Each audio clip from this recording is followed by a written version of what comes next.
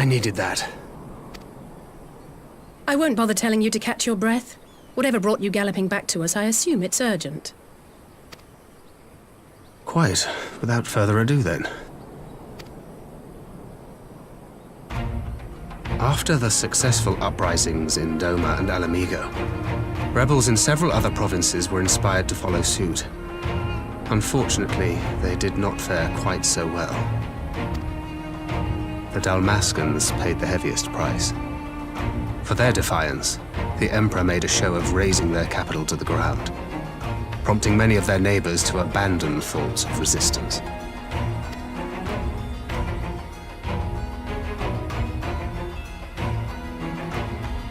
But not all have given up on liberty. Heartened by the news of Doma's prisoner exchange, some still believe that the Empire may one day be amenable to negotiation. We have the shinobi to thank for spreading the good word. They have worked tirelessly to keep the subjugated informed, and a little knowledge can go a long way. There is at least a spark of hope, then.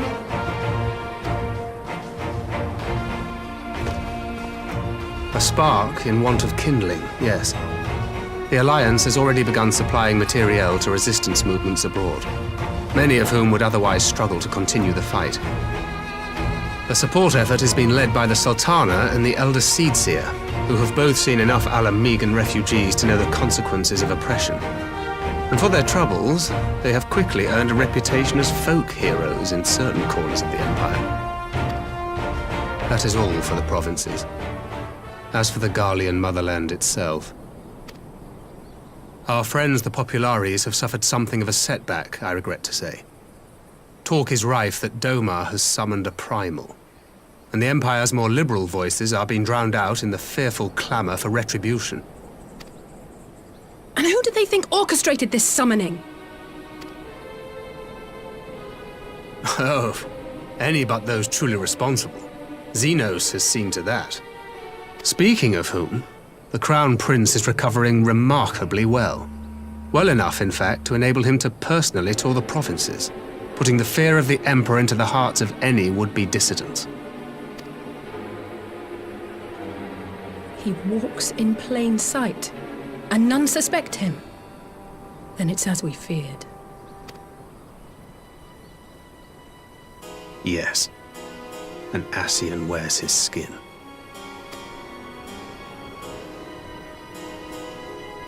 But it was not that which brought me here in such haste. During my time in the provinces, I learned many things. Yet at no point did I hear any report of a Doman emissary in the capital. But Alphonse should have arrived by now. Could they be holding him there in secret? The possibility did cross my mind, but I have reason to believe he never reached his destination. As you know, Scions assigned to covert operations, such as Riol and myself, are issued special link pearls for communication in the event of an emergency. I mention this because it was originally Alphino's task to coordinate the response at headquarters, meaning he has one. And whose voice should I hear when mine recently crackled to life? You spoke with Alphino? Spoke with, no. I but heard his voice, and none too clearly at that. 2 words were all I could make out. The burn. The wasteland on the edge of Otherd. Something must have happened to them there.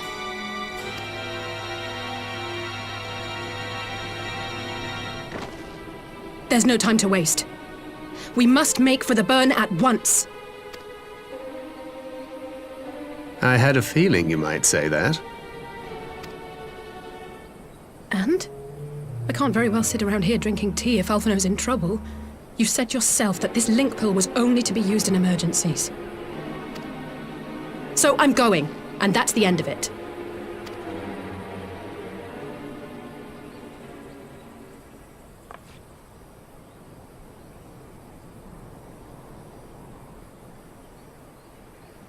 Oh, far be it from me to change your minds.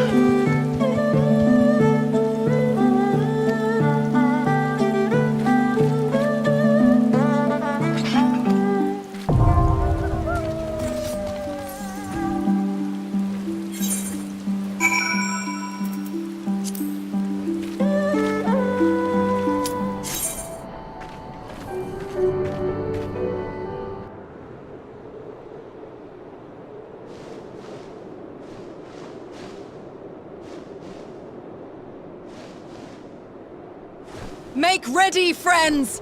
We are come to the burn!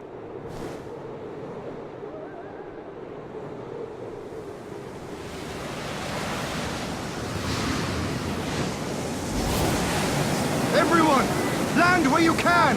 We must wait out the storm!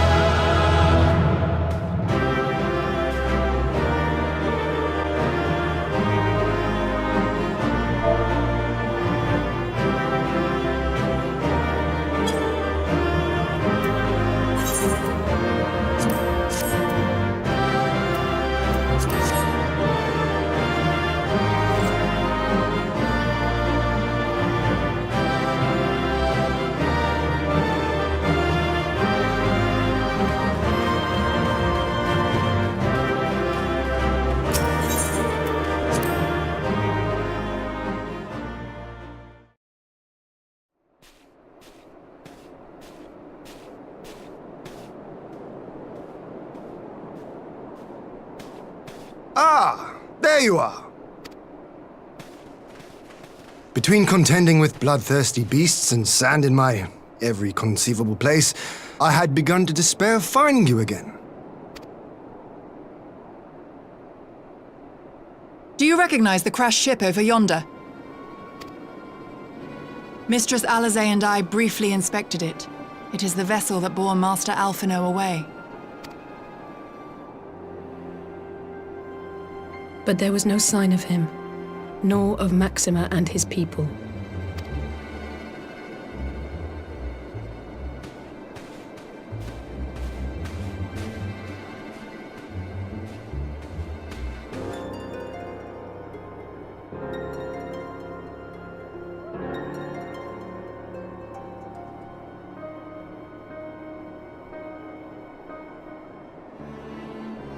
War Machina.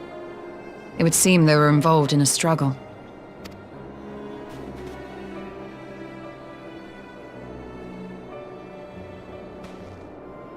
There may be clues. We should split up and search the area.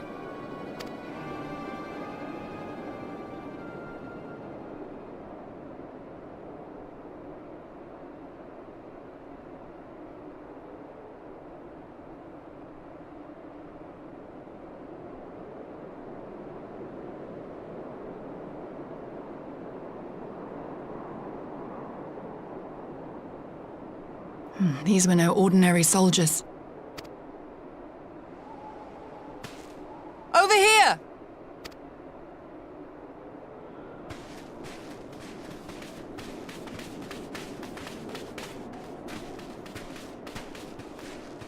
The insignia on this man's uniform identifies him as one of the Emperor's personal guard. Hand-picked soldiers, answering only to the royal family. That would explain why all the casualties are Garlean. They were fighting their own. You're saying the Emperor was behind all this? That Alphino is his prisoner?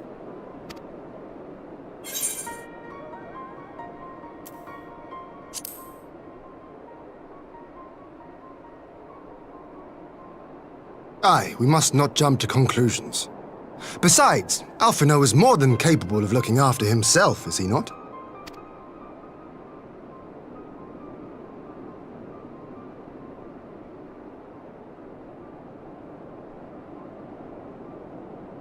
I suggest we return to Doma to consider our options. Whatever happened here, Master Alphino is long gone, and any subsequent search may safely be left in the hands of the shinobi.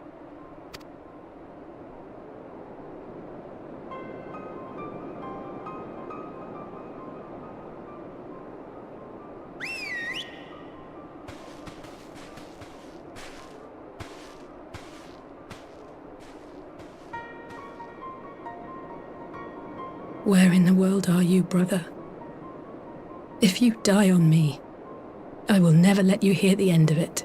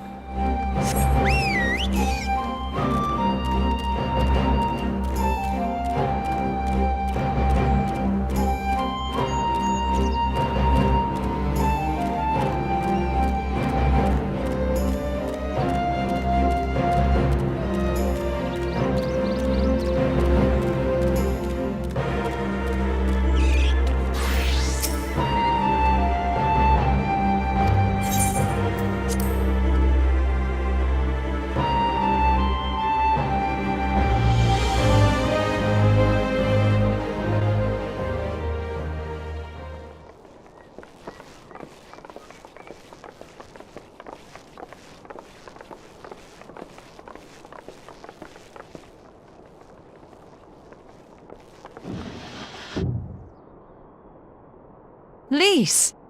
What brings you here? Oh, Alliance business. We have a request for Doma. Well, Hien.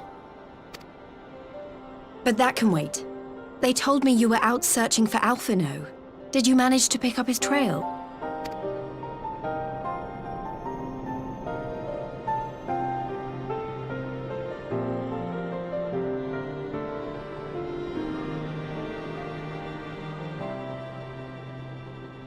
Well, if he wasn't at the crash site, he might still have escaped. We have to keep searching. And we will. Alphino embarked on this journey as an emissary of Doma, and I hold myself responsible for his safe return.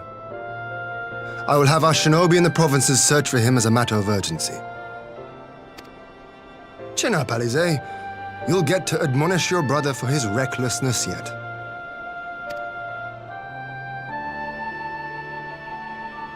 Well, someone has to do it.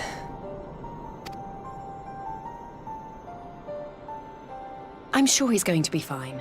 There is one thing I'm not sure about, though. You said it was the Emperor's personal guard that attacked Alphino's airship.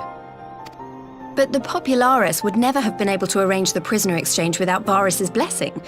So why would he sabotage his own mission? They may not have been acting on Varys' orders. The guard answer not only to him, but to his family, the Crown Prince included. When Yotsuyu summoned Tsukuyomi, Asahi was quick to proclaim that a dormant citizen had violated the terms of our agreement, that the negotiations had failed. And it is this version of events that is now being repeated across Garlemald. To hear the tale, one would think the prisoner exchange never took place. Plainly, someone is manipulating matters from the shadows, most likely Zenos, or whoever it is that wears his face. Whichever Ascian you mean. We all know the nature of our adversary.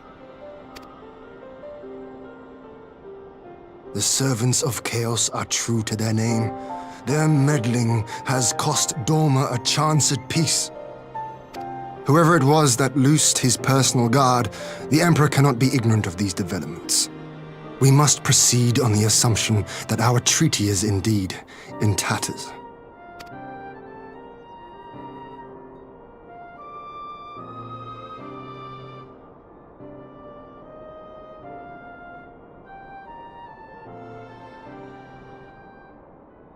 But come, Lise.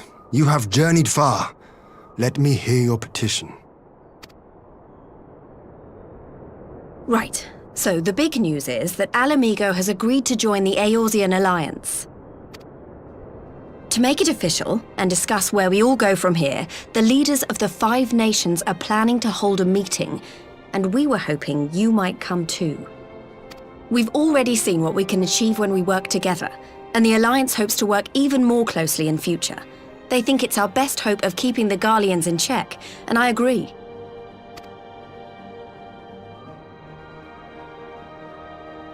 As do I. By coordinating our efforts in the east and west, we may be able to discourage them from committing their forces to a single front. I accept your invitation. I must, however, ask for time to attend to some pressing matters here. In light of recent events, the risk of Imperial reprisals is greater than ever, and I would not leave Doma unguarded. Ere I depart, I must shore up her defenses. Understood. I'll let the Alliance know. We'll wait to hear from you before setting a date. The meeting's to be held at the Royal Palace in Alamigo, incidentally. Do you remember the way? Well enough. Please assure my hosts that I will not keep them waiting any longer than I have to. Consider it done. And thank you for agreeing to come. If we all put our heads together, we're sure to find the best way forward. For everyone.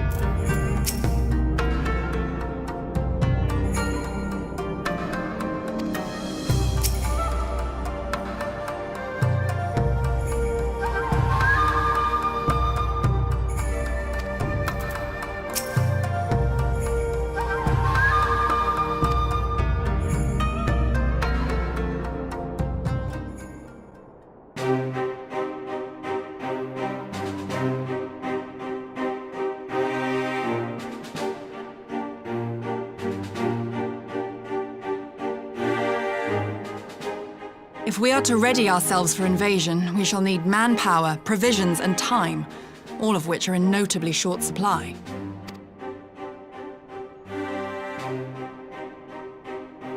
Candid as ever, Yugiri, and correct, I concede. Fortunately, I have an idea. 'Tis plain no single nation can stand against the might of the Empire.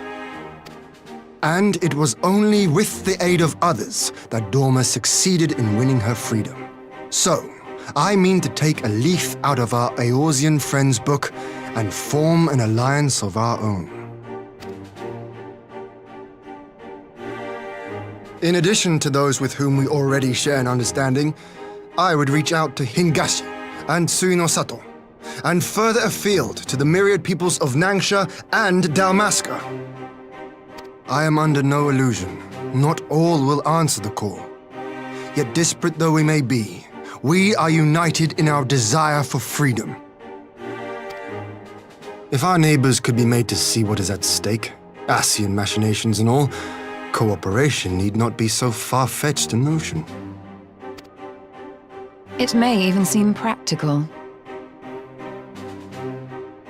Under the guidance of our former leader, Master Louis Soir, we once strove to unite the fractious city-states of Eorzea. I dare say that experience shall be of use in your endeavor. We should be glad of your wisdom. For the record, I would have been in favor of this plan even if it hadn't been my grandfather's, but I have to ask, how will we secure the time to carry it out?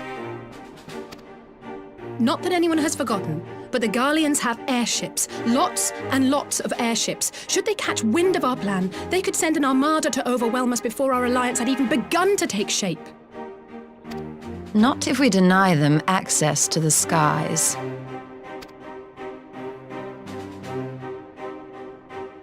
During our time in the Burn, the Warrior of Light and I chanced upon some Allagan ruins. Oh? As such ruins go, they were not particularly unusual. But something about the surrounding land struck me as odd. Faint though it was, its ethereal residue was uncannily similar to that of Azizlar. Identical, in fact. For locations so far removed to share a single etheric signature is all but impossible. I conclude, therefore, that the Allagans created the floating continent with land taken from the Burn. While that is a most intriguing theory, I fail to see what relevance it has to Dorma's defense. Azizlar was enclosed in a powerful energy barrier, impenetrable even to an Agrius-class battleship. It occurred to me that those ruins may have enjoyed similar protection. I have no proof, but the Warrior of Light did report seeing a structure resembling other known Allagan field generators.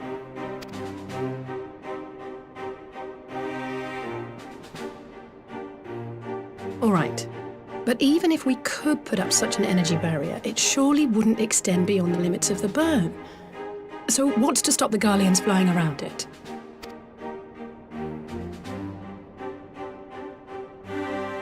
Fuel. The Dalmascan capital, Rabanasta, was a key Imperial refueling point in the east. By laying waste to it as a lesson to the rest, the Empire greatly hindered its own operations in the region. If an Imperial fleet were to advance upon Dorma, it would now have little choice but to travel, as the crow flies, over the Burn. I see. A word of caution. Even assuming the generator still functions, raising a barrier of such a scale will require a prodigious amount of energy. And few places are so bereft of suitable crystals as the Burn.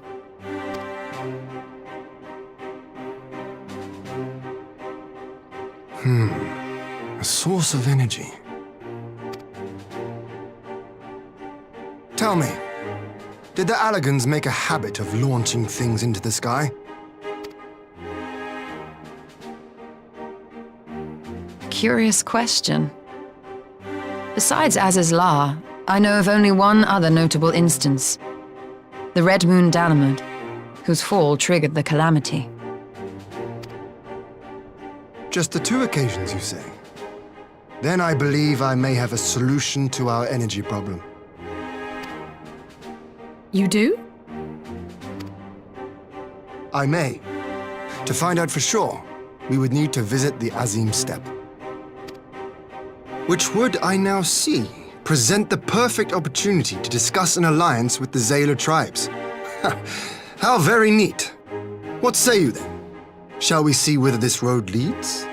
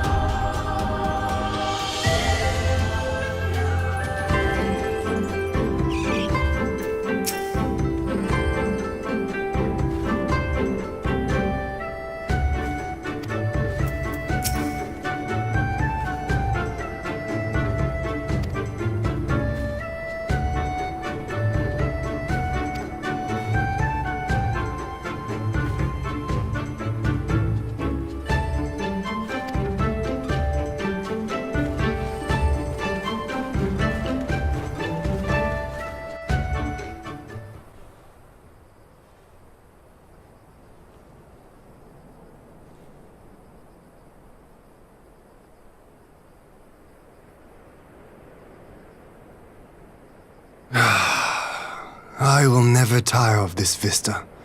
The endless fields, the boundless skies. 'Tis a sight to make a man forget his cares. But not his purpose, I trust.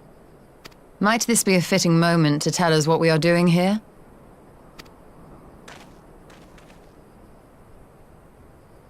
Of course.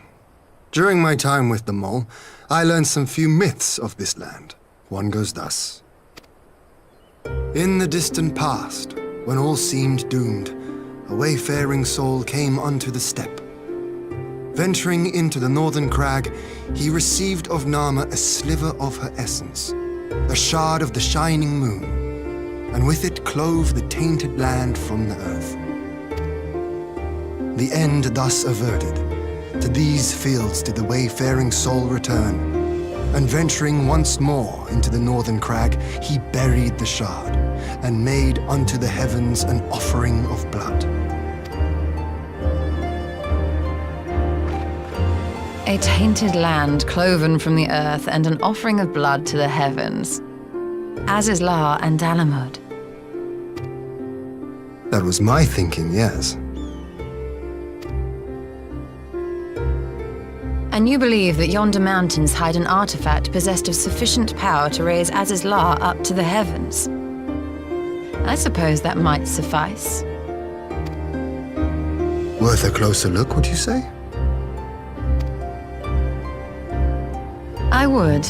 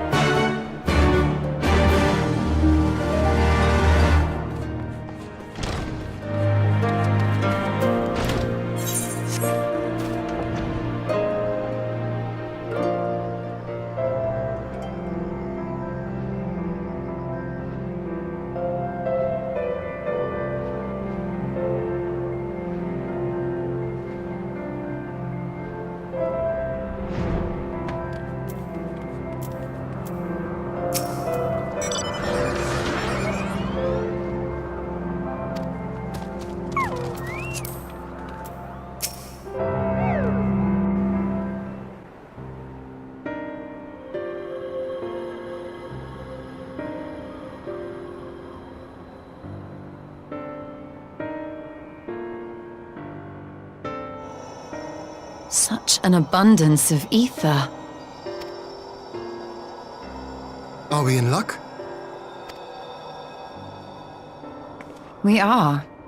This is an Allegan artifact, most likely built to regulate the flow of ether. I strongly suspect the ancients used it to stem the flow from here to the burn. That would explain how they were able to untether what became Azis La from its surroundings.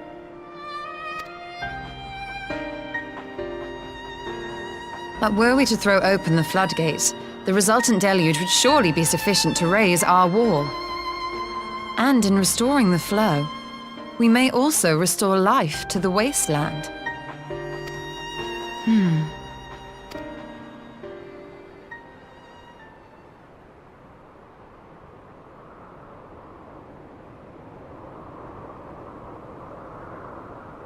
What is it? While the device itself harbors a surfeit of ether, the opposite is true of the surrounding area.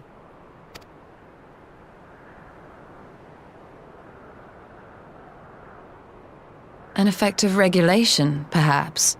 A similar phenomenon seemed to be occurring in Doma.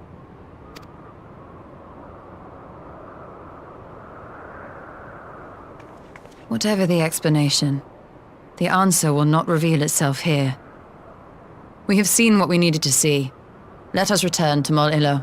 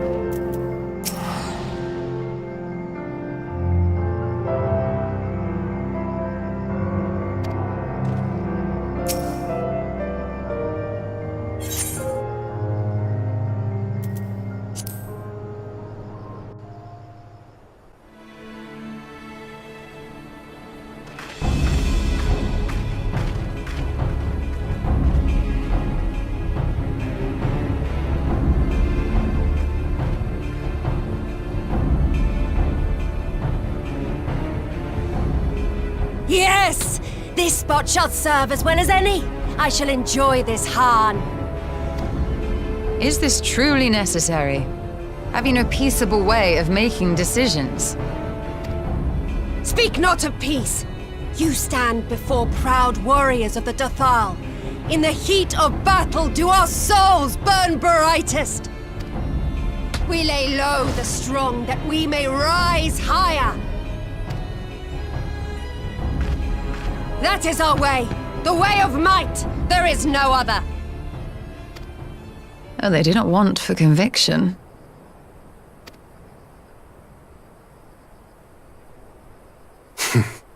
Indeed. It's what makes them such dangerous enemies, and such useful allies. Enough talk! It is time to fight!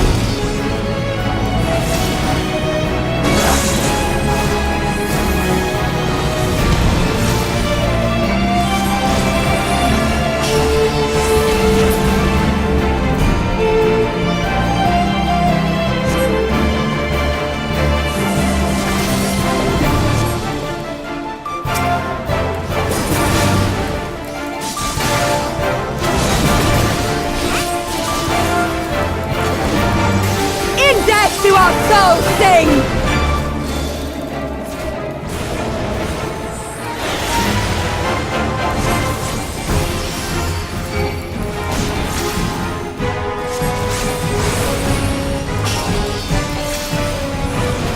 In death do our souls sing!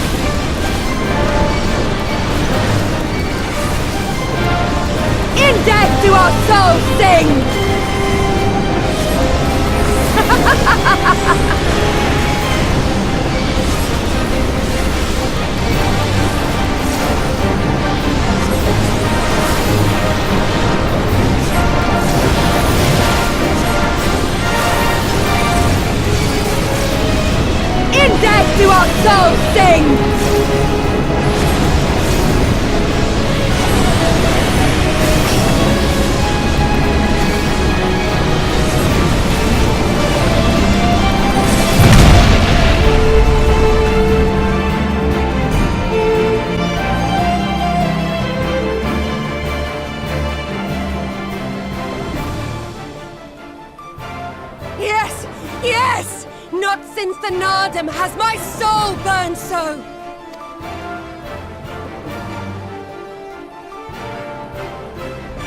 Come, we have only just begun.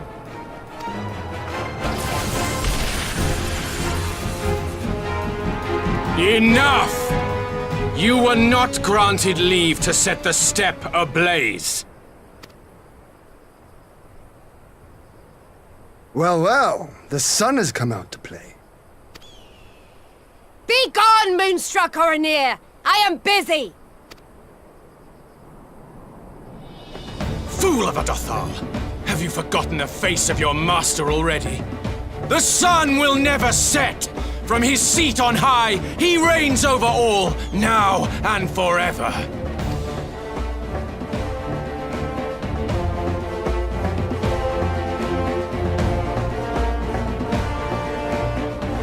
Yet what should he find here but a battle to determine the fate of the steppe? A battle waged without his blessing. This will not stand. You, Doman! You who come to petition the warriors of this land, forget that all Nama's children are wards of the Oronir. As first among my brothers, your petition is mine alone to judge.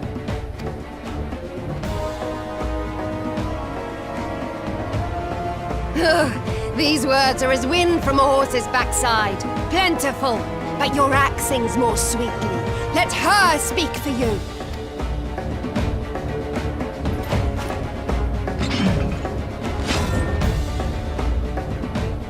Insolent child. You will learn your place!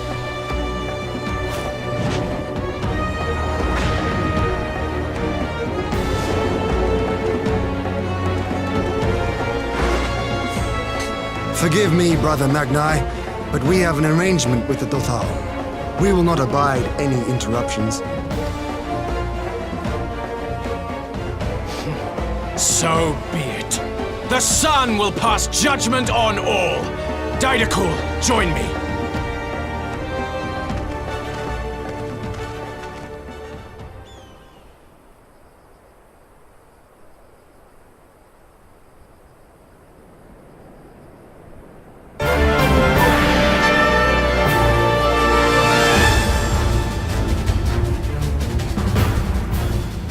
The sun is in good company. We may dance alone.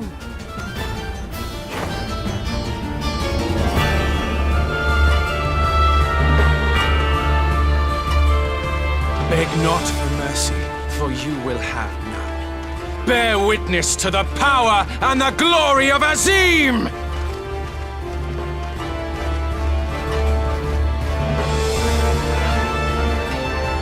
Constantly at each other's throats like rabid dogs. Gods, I'm turning into her. I have not the patience for this, but if we must fight, let us at least be brief. Come.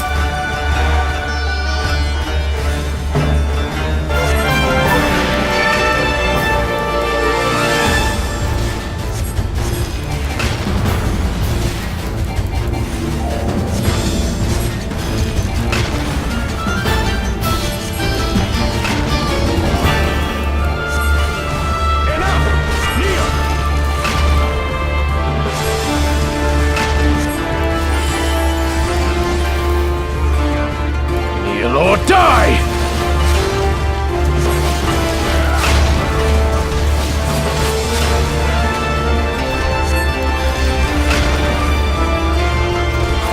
Bow down before me!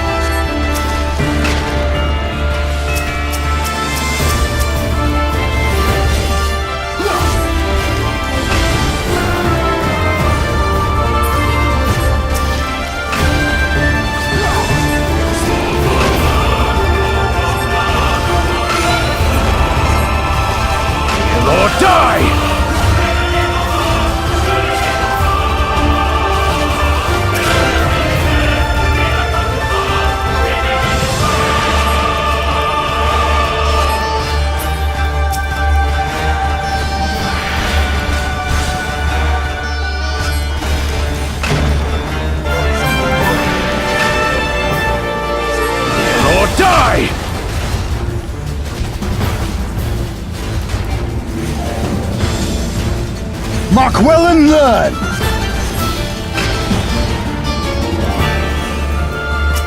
Concentrate!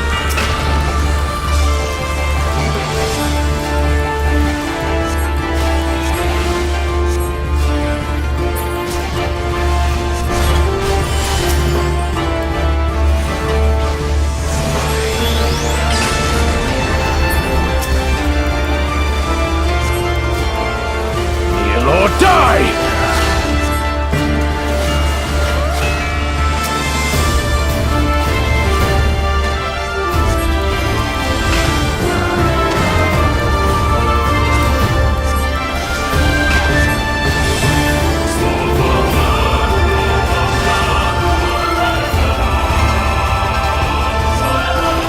Bow down before me!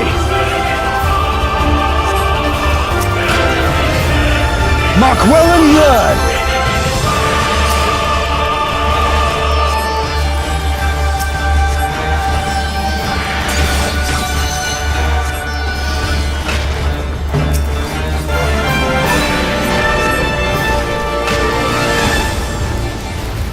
Kneel or die!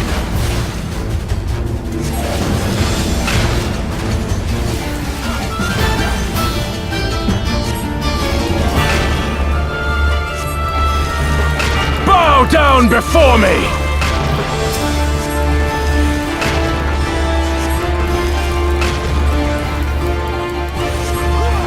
Tremble before the sun!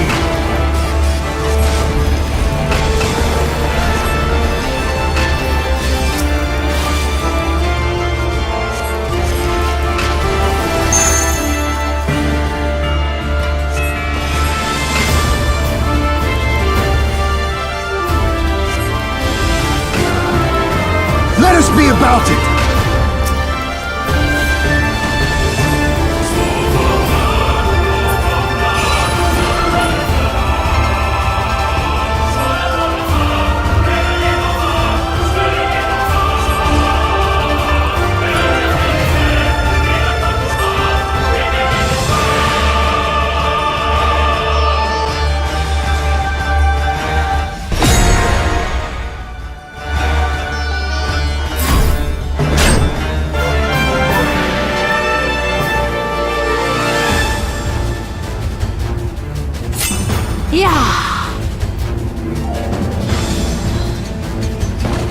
Aether! To me!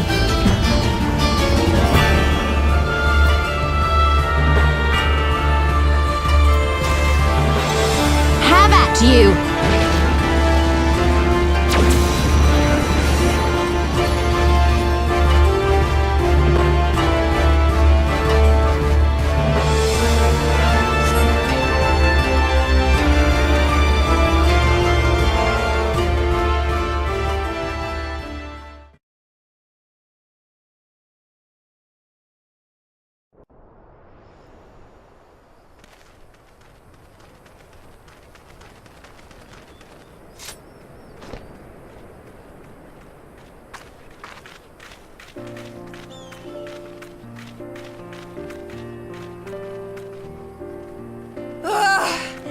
Never have I felt such bliss in defeat.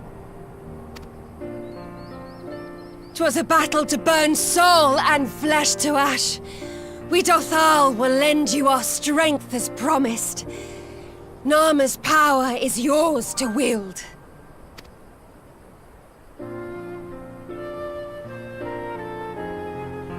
What does the sun say to that?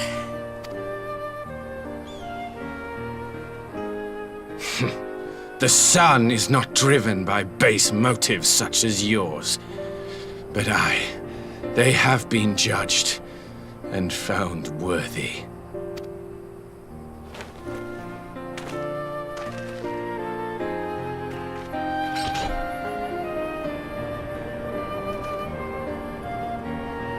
It is the way of the Oranir to accord recognition and respect to the strong.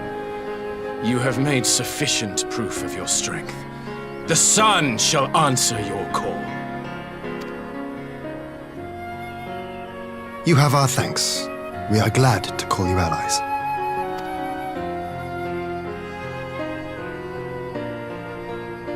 You. By what are you called?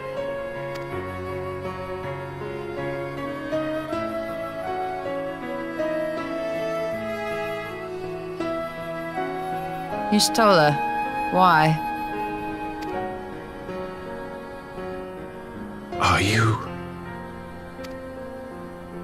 Are you my Nama?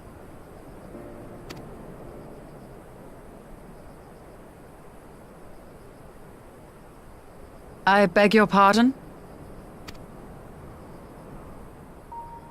In battle, you shone with all the majesty of the full moon's light. Your healing touch, the embodiment of the Dusk Mother's love.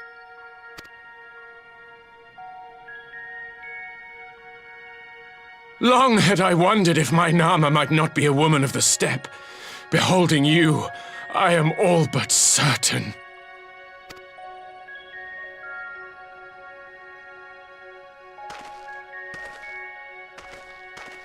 Now, look into my eyes. Could it be? Could you be?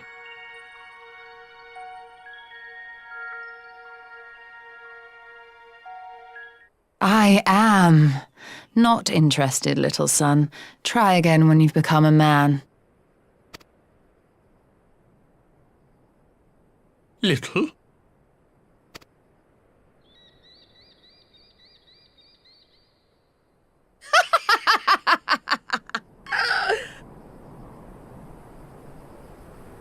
Little son! Little son!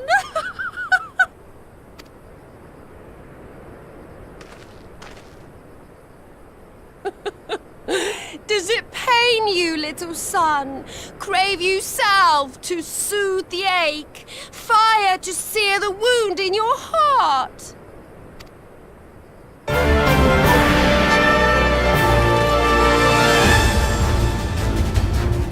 We have wasted enough time here. Siren awaits for word of our success.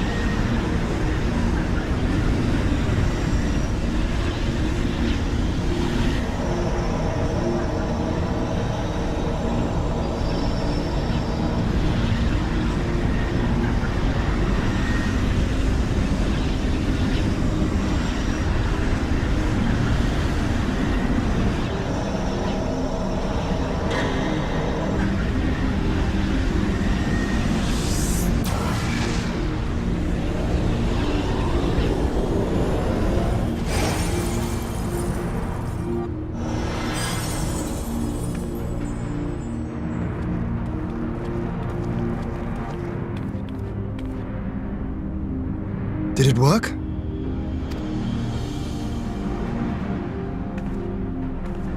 It did. Ether may flow freely to the burn once more.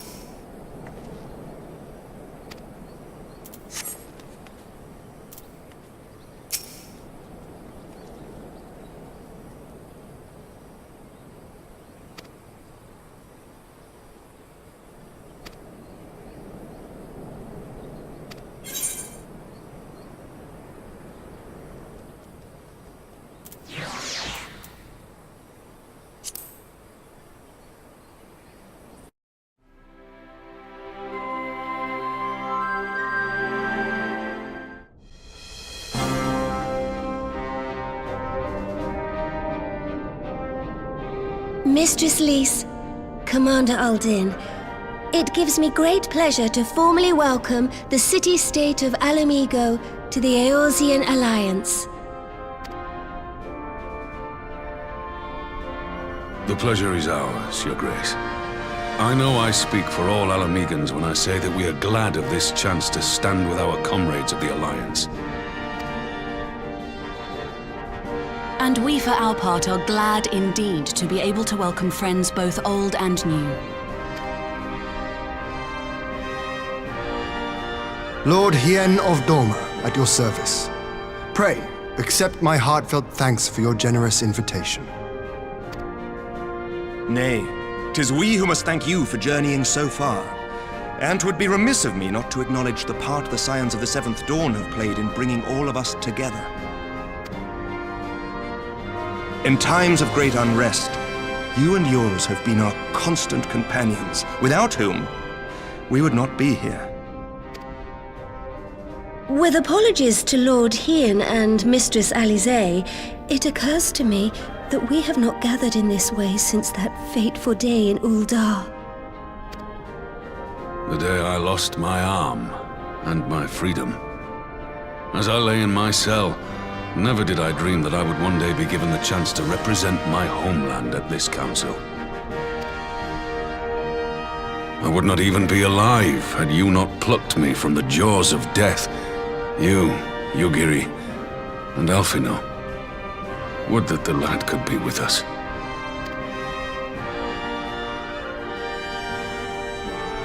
I too owe my presence here to Alphino, in so many ways.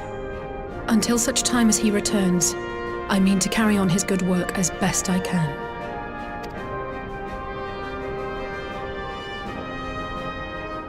Come, friends. Let us leave the past in the past and turn our eyes to the future. My Lord Hien, pray, tell us how things stand in the East.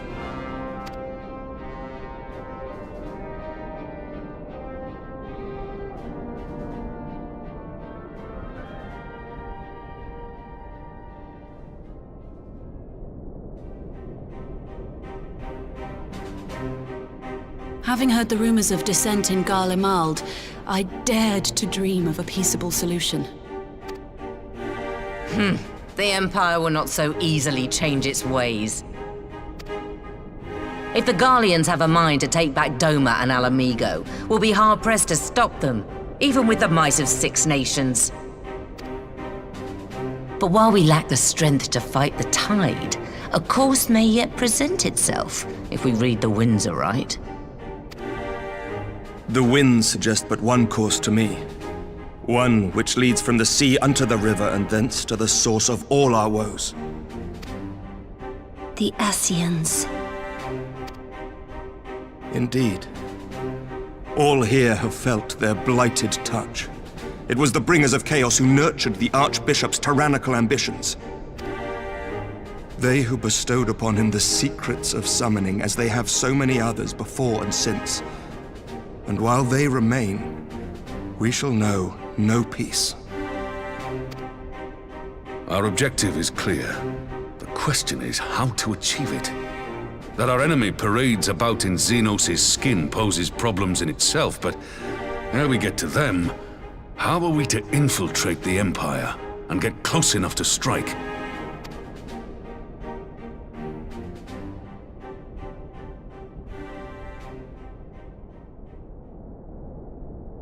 While I see the wisdom in targeting the Ascians, an assassination attempt on Garlean soil would do little to aid our cause, even were it to succeed. It's time we used our enemy's preferred tactic: subterfuge. You have an idea? Speak your mind, Master Thancred. None here know the enemy better than the Scions, and you mayhap best of all. Whatever it is you propose, we will give it fair hearing. On that you have my word. Very well, Admiral. My proposal is thus. We dispatch the shinobi to Imperial territory. There, they sow the rumor that the Crown Prince perished in the battle for Alamigo.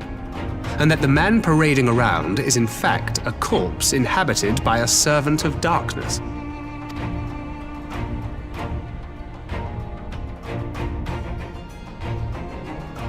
Well, it does have the ring of truth about it.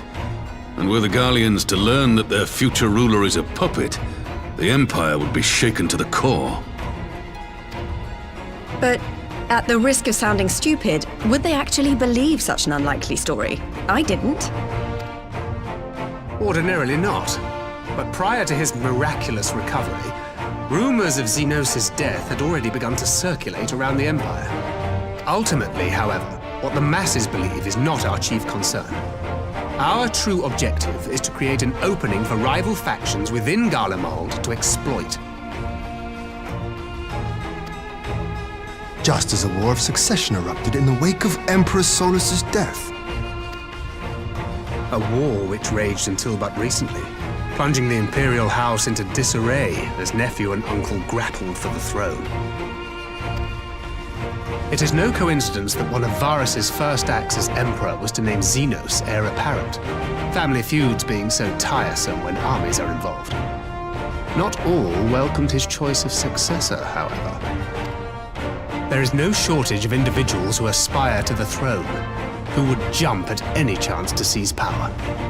The news that Zenos is not only dead, but a puppet to diabolical forces would be too enticing to ignore.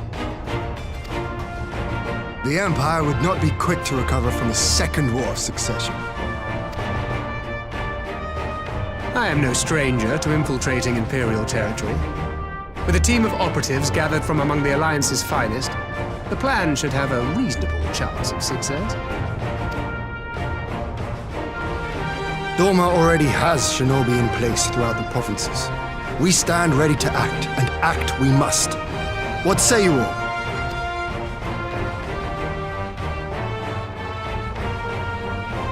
I'm for Master Thancred's proposal. We shine a light upon the Ascian and test the Empire's unity. 'Twas his plot that scuttled Doma's negotiations, was it not? Why then, if we can eliminate him, there may yet be a chance for peace. Let us wage this war of subterfuge, that we may one day lay down our arms. Gods know we never will while the Ascians remain.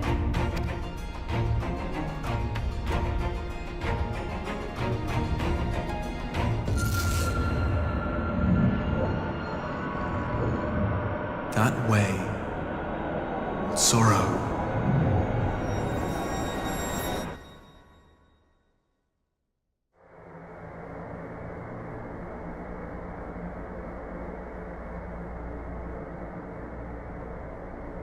History must be changed.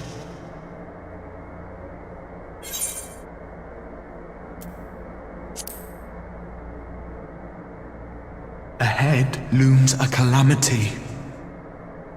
Ahead looms light, expunging all form and life.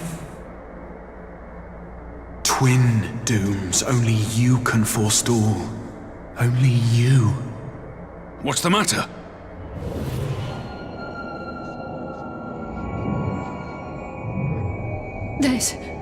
There's a voice.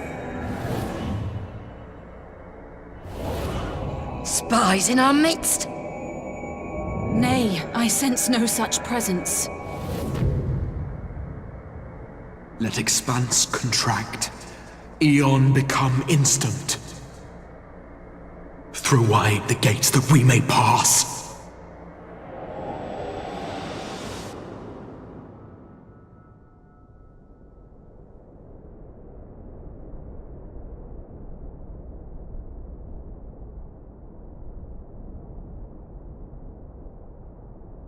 Is it over? Master Thancred!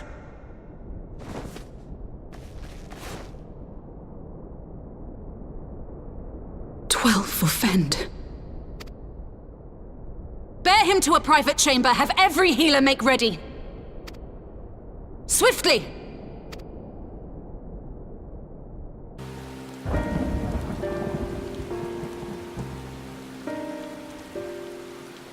Master Thancred remains in slumber. Though his vital signs appear stable, he's unresponsive. What could have done this? And why just him and not the others? I'm afraid we could not identify the cause, my lady. Our examinations revealed no wounds, nor the presence of any poisonous substances. Gods, that only makes it worse. You're to let us know the moment there's any change, all right?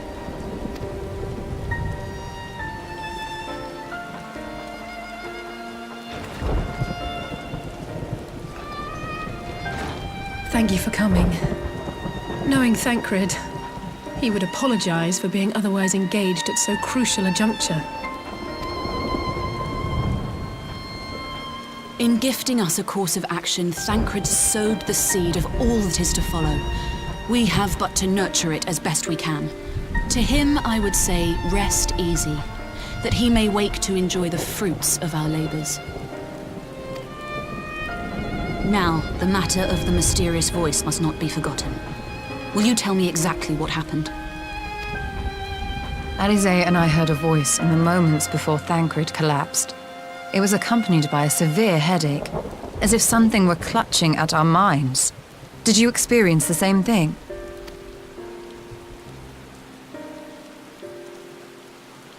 So, in between the voice and the pain, you felt as if you were somewhere else entirely.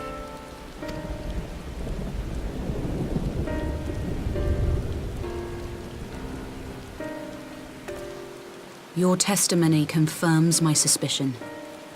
That which you experienced was, I believe, your soul being plucked from your flesh. Called. Called?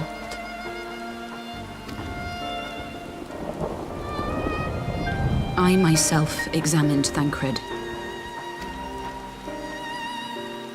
Reach out as I may, I could not sense in him the spark of life that is his soul.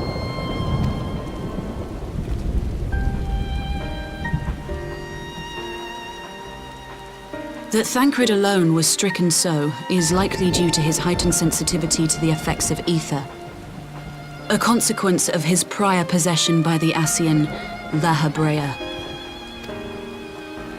The owner of the voice, whoever it may be, reached out to you, called your souls, and in so doing, caused you and yours such pain. But if that's true, where exactly are we being called to? I know not. Yet one thing is plain. Whoever waits for you on the other side is possessed of a power unlike any I have ever known.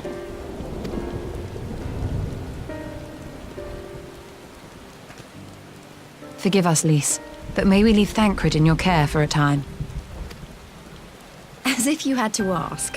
I may not be a scion anymore, but I'm no less a friend. Don't worry. I'll see to it that Thancred's well looked after. Just focus on solving this mystery, all right? Thank you, Lys. As the Elder Seedseer says, 'tis no ordinary individual we are dealing with.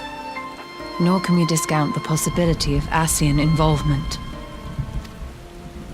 Whoever or whatever is behind this, the sooner we find out, the better.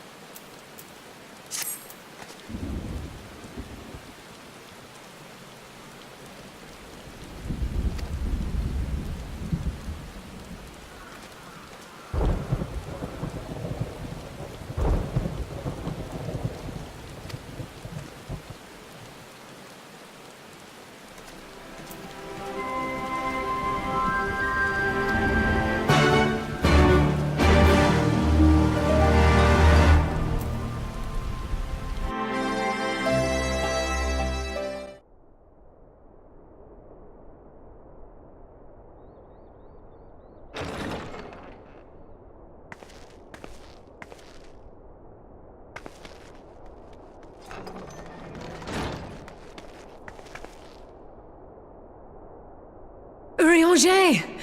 Gods, it's good to see you. Would that our meeting were under happier circumstances. I judged the voice sufficient cause for concern even before you sent word of its effect on our comrade. You heard it too, then?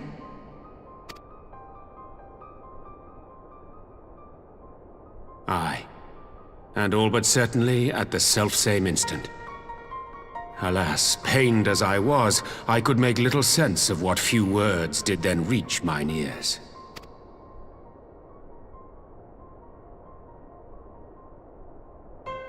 Who do you think is responsible? Could this be the Ascians doing? That I cannot say. Not when so little is known. Ere I indulge in speculation, I would examine Thancred with mine own eyes. To Alamigo, then, without further delay. One other thing. During my visit to the Far East, I observed a strange phenomenon. Thou referrest, I presume, to the localized reduction in etheric density. Well, that spares me the trouble of an explanation. Yes, I noted precisely that at two apparently unconnected locations. I take it the phenomenon is not limited to the Far East. Indeed not. Of late, our agents charged with surveilling the beast tribes have spoken of little else. In every corner of the realm, they tell of places in which the ether hath grown thin. Naturally, my suspicions first turned to primal activity, but the areas thus affected betray no evidence of summoning. I must confess to being quite perplexed. If the same phenomenon is being observed in multiple locations on opposite sides of the world, we may safely discount regional factors. Needless to say, this warrants further investigation. Indeed, I shall make it my task to...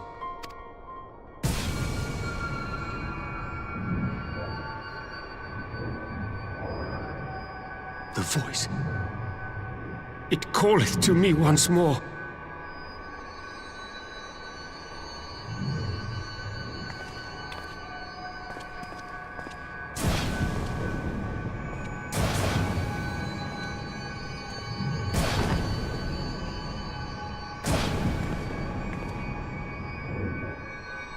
I hear it too.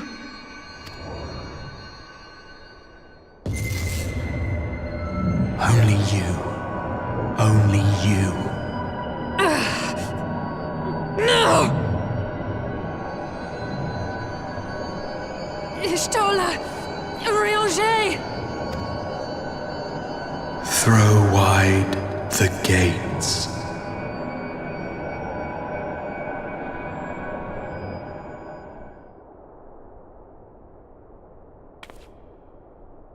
No!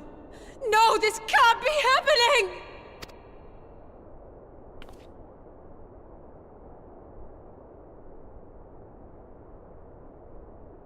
Y'shtola!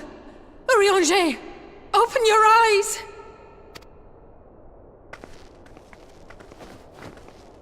Open your eyes, I beg you! Say something! Anything! Not again. Please, not again.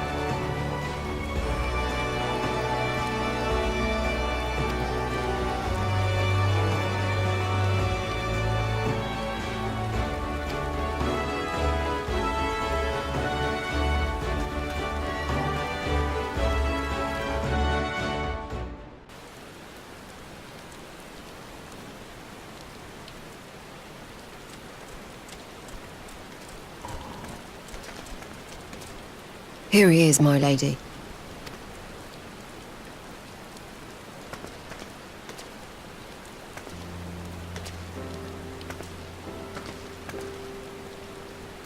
Gabu, it's been too long.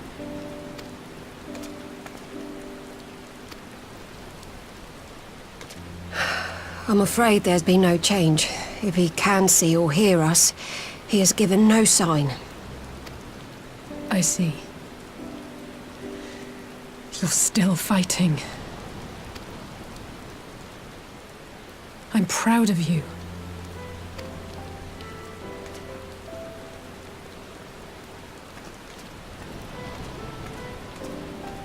We promised that we would come and visit you together, didn't we? Alphino and I.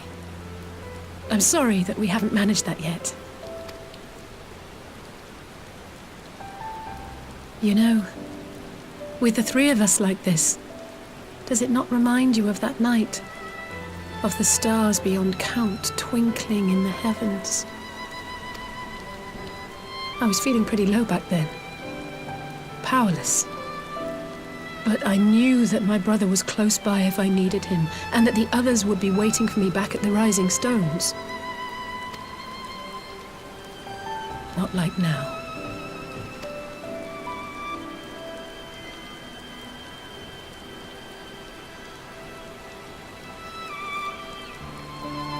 I've seen my share of trouble since coming to Eorzea. Been reminded again and again of my limitations, of how little I can change about this world. And I've come to know the sorrow of parting all too well.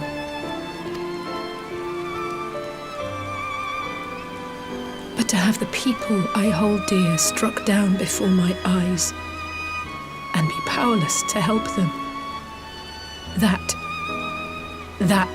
I cannot bear.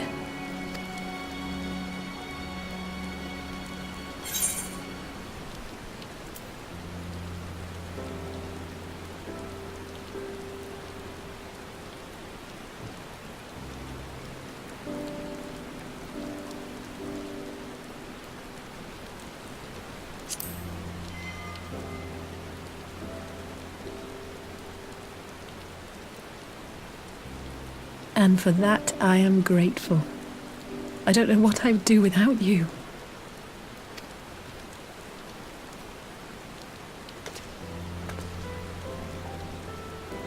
Well, that's more than enough brooding for one day. Come on, we have friends to save.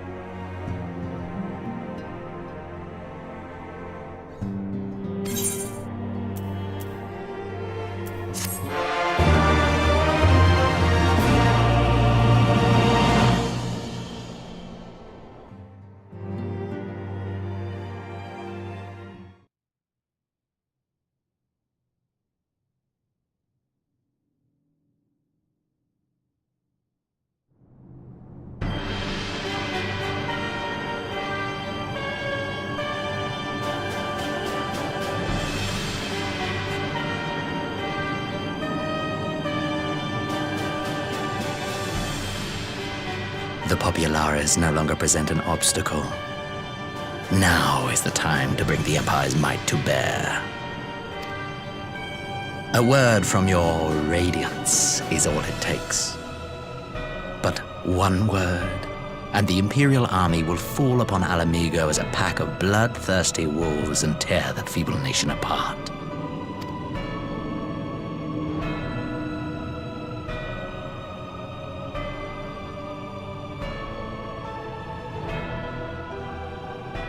Have you no words for me? Despite the lengths I go to, an emissary playing the part of a fool. When first I took this face, I swore to use all of my knowledge, all of my power, to further the cause of the Empire. My deeds stand testament to my commitment. And with this adamant flesh at my disposal, I could destroy the Icon Slayer as easily as one might swat a fly. Why do you hesitate?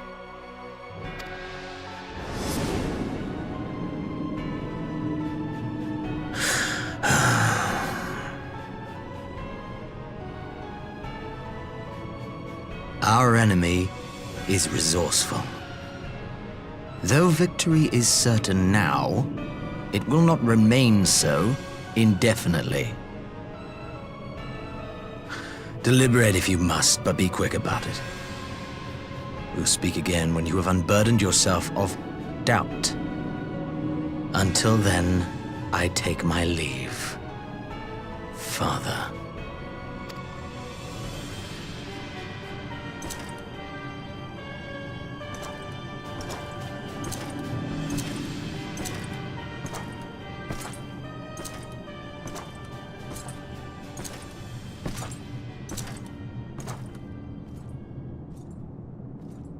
I should be the one to sigh.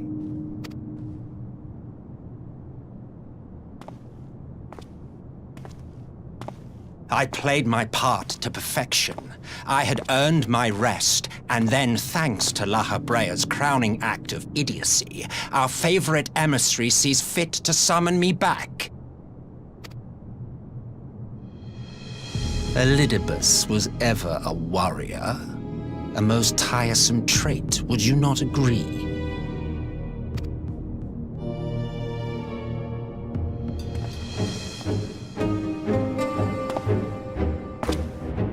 What? Have you no words for me either? No matter. I've long grown weary of this mummery. Now, my dearest grandson, let me remind you of your place in the simplest of terms.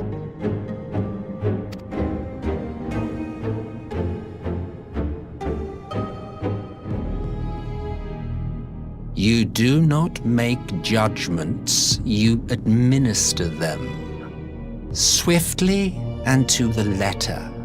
Naught else is your concern. Elidibus may be an insufferable bore, but he is no fool. His choices as emissary seldom err.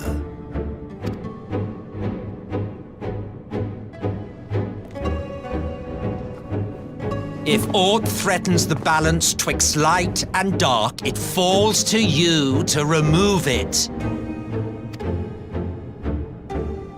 Be it by your own hands or by your armies, you have ample means at your disposal.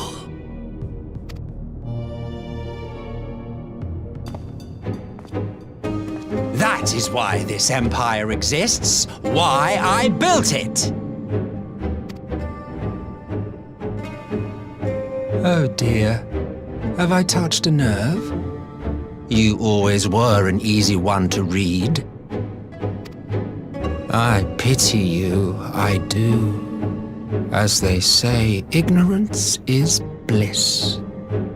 And I know how much happier you would be not knowing the things you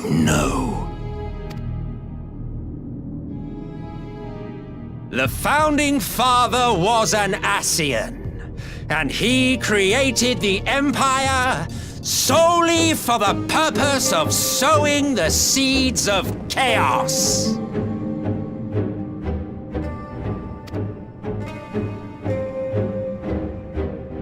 Don't take it personally. I merely do my duty.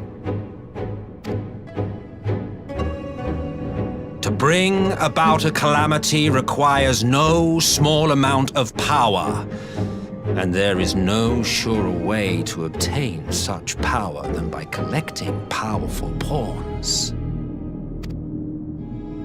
To that end, I have labored long and hard, and I must say I am quite pleased with my handiwork, paltry though it seems in comparison to Alag.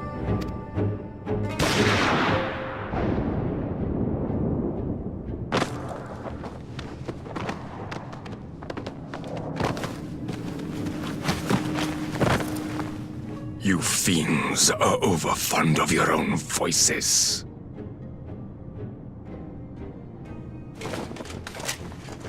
Mark me, Ascian. Man is the master of his own destiny.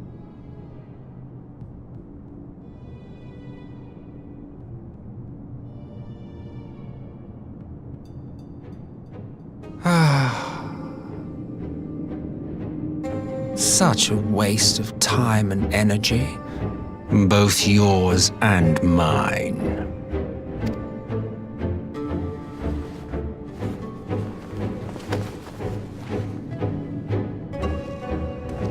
Lest you forget you are Emperor now. If you wish to spout drivel about man's destiny, save it for the masses. It will serve to give them a sense of purpose, and you pliant pieces for the game.